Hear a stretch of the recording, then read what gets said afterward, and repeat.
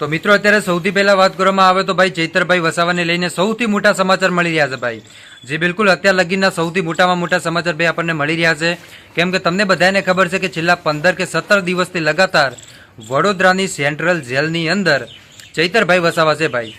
જ્યારથી ચૈતરભાઈ વસાવા જેલની અંદર છે ત્યારથી લઈ એમની બે પત્નીઓ, એટલું જ નહીં ચૈતરભાઈ વસાવાના સમર્થનો, એટલું જ નહીં ડેડિયાપાડાના ધારાસભ્ય હતા, એટલું જ નહીં પરંતુ ચૈતર વસાવાને છોડાવવા માટે ઘણી બધી સમાજની એન્ટ્રી થઈ હતી.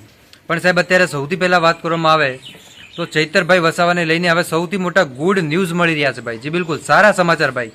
તો શું સારા સમાચાર છે એની વિશે પણ વિડીયોની અંદર વાતચીત કરવાના છીએ ભાઈ.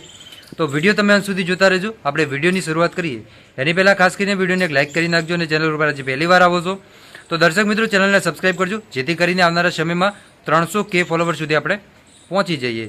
હવે અત્યારે વાત કરવામાં આવે તો ચૈતરભાઈ વસાવા કે જે વડોદરાની સેન્ટ્રલ જેલની અંદર છે ભાઈ, સંજયભાઈ વસાવા એ એક જ કહી રહ્યા છે ભાઈ કે ચૈતરભાઈ વસાવા કે ચૈતરભાઈ વસાવા સાહેબ તમે માફી માગી લો તો હું મારી FIR પાછી ખેંચી નાખું. પણ સાહેબ ચૈતરભાઈ વસાવા સાહેબ માફી માગીએ મૂળમાં છે નહીં. સંજયભાઈ વસાવાએ ઘણું બધું કીધું પણ અહીંયા સાહેબ મૂળ વાત તો એ જ આવે છે કે માફી શા માટે માગે, તો એમને ગ્લાસ ફેંક્યો એટલું જ નહીં પરંતુ એક ચંપાબેન કરીને બેન હતા એમનું અપમાન કર્યું.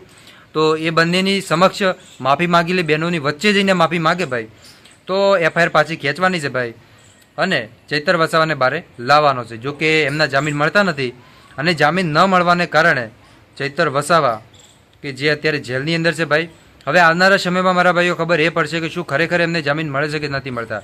જો મિત્રો હાઈકોર્ટની અંદર એમને જામીન ન મળે તો એમની પાસે એક જ રસ્તો છે ભાઈ ને એ એક રસ્તો છે કે માફી માગી લે ભાઈ. અને જો માફી ન માગે તો પછી એમને જેલમાં જ રહેવું પડશે ભાઈ. બેમાંથી એક રસ્તો છે. હવે કયો રસ્તો એમને અપનાવવો ને એ મિત્રો ચૈતર વસાવા ઉપર ડિપેન્ડ કરે છે. તમને શું લાગે કોમેન્ટ કરીને જરૂર બતાવજો. મળીશું આપણે નવા વિડીયોમાં. ત્યાં સુધી બધાને જય માતાજી, જય દ્વારકાધીશ.